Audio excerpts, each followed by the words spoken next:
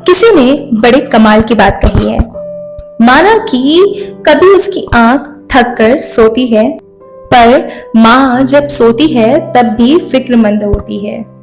नमस्ते, आप सभी का स्वागत है मेरे YouTube चैनल एनलाइटन पाथवे में। आज मदर्स डे के अवसर पर मैं आपसे एक ऐसी कहानी साझा करने जा रही हूँ जिसे सुनकर शायद आपकी आंखों में आंसू आ जाए। शाम का वक्त था, हल्की हल्की बरसात हो रही थी। एक दुकानदार जो जूतों का दुकान कर रखा था, जो मोची था, वो अपनी दुकान बंद करने वाला था। इतने में एक दूर रास्ते से एक लड़का भागते भागते दुकान की तरफ आया। उस लड़के की वेशभूषा, बातचीत सब ये बता रही थी कि वो किसी ग्रामीण इलाके का है, पर वो पूरी हिम्मत से ठहराव के साथ हिंदी में बात करने की कोशिश कर रहा था। दुकानदार ने पूछा कि भाई साहब बताइए, मैं आपकी क्या सेवा कर सकता हूँ। उस लड़के ने, जिसकी उम्र लगभग 22-24 साल होगी, उसने कहा कि भाई साहब मुझे अपने माँ के लिए एक चप्पल चाहिए।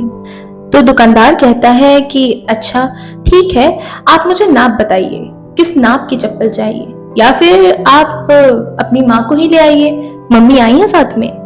तो लड़का बोल पड़ता है कि नहीं, माँ तो नहीं आई, पर वो कुछ देर रुकता है और अपने बटुए को निकालता है। उसके बटुए में से एक फोल्ड किया हुआ कागज निकलता है। उस कागज को जब वो खोलता है तो उसमें एक पैर के निशान बनाए हुए होते हैं। जी, पैर के निशान पेन से आउटलाइन करके उस लड़के ने बनाया हुआ होता है। दुकानदार को वो कागज थमाते हुए लड़का कहता है कि आप लगभग इसी के हिसाब से मुझे चप्पल दे दीजिए। दुकानदार देख के चौंक जाता है और सोचता है कि ये कैसा अतरंगा सा ग्राहक आ गया जो इस तरह से नाप लेकर आया है, इसकी क्या जरूरत थी, तुम सिर्फ नाप भी बता देते तो भी काफी था। तो लड़का जब दुकानदार को अपनी आप बीती बताने लगता है तो ऐसा लगता है कि मानो कोई बांध टूट गया हो। उसी की तरह उसकी आंखों से झरझर आंसू बहने लगते हैं और कहता है कि मैं गांव का रहने वाला मामूली सा लड़का हूँ। मेरी माँ ने आज तक चप्पल नहीं पहनी। वो कांटों में, झाड़ियों में, हर जगह मजदूरी कर कर जैसे तैसे थोड़ा बहुत पैसा इकट्ठा करके मुझे पढ़ाया और मेहनत करके मुझे जूते पहनाए। उसने मुझसे कहा कि तू जूते पहन, तेरा जूता पहनना ज्यादा जरूरी है, तू जूता पहन, नौकरी कर, इंटरव्यू दे, और वो ज्यादा जरूरी है। मैं तो फिर भी कभी कुछ पहन लूंगी। और मुझे नौकरी मिल गई और आज वो दिन है जो मुझे मेरी पहली तनख्वाह मुझे मिली और आज आखिरी बस से मैं अपने घर जा रहा हूँ। मैंने सोचा कि पहली तनख्वाह से अपनी माँ के लिए मैं क्या लेके जाऊं। फिर मुझे एहसास हुआ कि एक चप्पल से ज्यादा अच्छा तोहफा उनके लिए कुछ और हो ही नहीं सकता, क्योंकि झाड़ियों में, कांटों में, धूप में, बरसात में, हर स्थिति परिस्थिति में वो नंगे पांव हर काम करती हैं, मजदूरी करती हैं। तो मैंने सोचा क्यों ना उन्हें चप्पल भेंट की जाए, और नाप तो मुझे उनका मालूम नहीं था, तो मैंने ऐसे ही अंदाजे से आउटलाइन बना दी है ताकि मैं इसी नाप का चप्पल उनके लिए ले जा सकूं। ये सारी कहानी सुनकर दुकानदार भी बहुत भावुक हो गया। दुकानदार ने कहा कि जरूर, मैं आपको बढ़िया सी चप्पल दिखाता हूँ। दुकानदार ने उसे अलग अलग तरीके के चप्पल दिखाए और पसंद करवाए। लड़के को उनमें से एक चप्पल पसंद आ जाता है।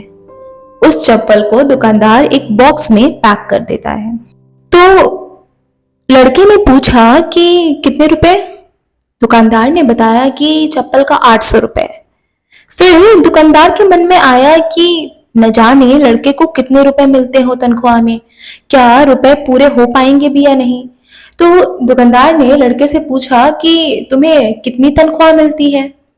तो लड़के ने बताया कि मुझे कुल 8,000 रुपए तनख्वाह मिलती है, जिसमें से खर्चा पानी निकाल के 5,000 तो खर्च हो जाते हैं और 3,000 बचते हैं, और ये 3,000 सारे माँ के हैं।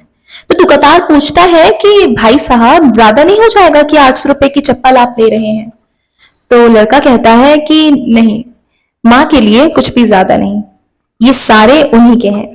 जैसे ही वो बॉक्स लेकर लड़का दुकान से निकलने लगता है तो दुकानदार ने उसे आवाज देकर रोका और कहा कि रुको भैया, ये चप्पल एक और मेरी तरफ से ले जाओ, और माँ जी को कहना कि ये चप्पल उनके दूसरे बेटे की तरफ से है, और माँ से कहना कि ये वाली खराब हो जाए तो दूसरी पहन ले, लेकिन अब से नंगे पैर ना रहें, और माँ को मेरा प्रणाम कहना। लड़का भी इमोशनल हो गया, लड़का चलने लगा। फिर दुकानदार उसे फिर से रोकता और कहता है कि बस एक सेकंड रुको, एक आखिरी मुझे तुमसे बात करनी है, कुछ पूछना है। क्या तुम मुझे वो तुम्हारे पर्स में जो कागज रखा था जिसपे पैरों के निशान बने हुए थे, क्या तुम मुझे दे सकते हो? लड़का चौंक जाता और कहता है कि जरूर, और लड़का उस कागज के निशान को उस आदमी को दे देता है। इसके बाद लड़का वहां से चला जाता है। दुकानदार अंदर आता है और उस कागज को ले जाकर वहां रखता है जहां वो पूजा करता है। जब दुकानदार के नौकरों ने देखा तो दुकानदार से पूछा कि ये तुम क्या कर रहे हो? तो दुकानदार ने कहा, आज मैंने लक्ष्मी जी के पद देखे और बस उस पद को पूजा में रख रहा हूँ। ये कागज अगर यहाँ रखा रहेगा तो न जाने कितनी बरकत हमारी दुकान में आएगी। वो वाकई में माँ लक्ष्मी है, जिनका इतना संस्कारवान बेटा है। छोटी सी कहानी हमें ये सिखाती है कि जिंदगी में माँ है तो हम हैं।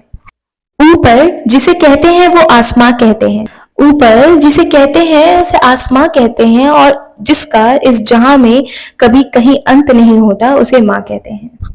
माँ से बड़ा कोई टीचर नहीं, और माँ से बड़ा कोई धर्म नहीं, और माँ से बड़ा कोई त्याग नहीं।